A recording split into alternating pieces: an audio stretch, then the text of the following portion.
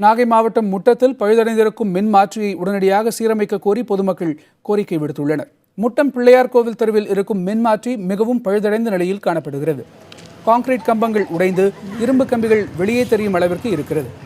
மேலும் தெருவில் இருக்கும் பெரும்பாலான மின்கம்பங்களும் பலத்த காற்று வீசினால் உடைந்து விழும் நிலையில் இருக்கின்றன. இதனால் அச்சத்தோடே இருப்பதாக அப்பகுதி மக்கள் புகார் தெரிவிக்கிறார்கள். உடனடியாக இவற்றை சீரமைக்க வேண்டும் என்றும் கோரிக்கை விடுத்துள்ளனர்.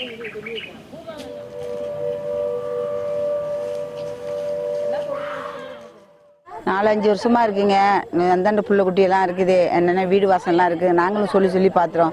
விழுந்துட்டா காற்று மலையில் என்ன செய்யறதுன்னு புள்ள குட்டியும் வந்து இங்கே தான் விளையாண்டுட்டு முச்சந்தியில் தான் இருக்குது. நாங்கள் இது எத்தனை வாட்டி சொல்லியாச்சு, பஞ்சாயத்தை சொல்லியாச்சு. யாரும் எந்த ஒரு ஸ்டெப் இருக்குல்ல. இது மாதிரி பக்கத்தில் குடியெல்லாம் இருக்குது, வீடெல்லாம் இருக்குது. நாளைக்கு மழை பெஞ்சா கூட இந்த டிரான்ஸ்ஃபார்மர் விடுறதுக்கு இது இருக்குது, அபாயம் இருக்குது.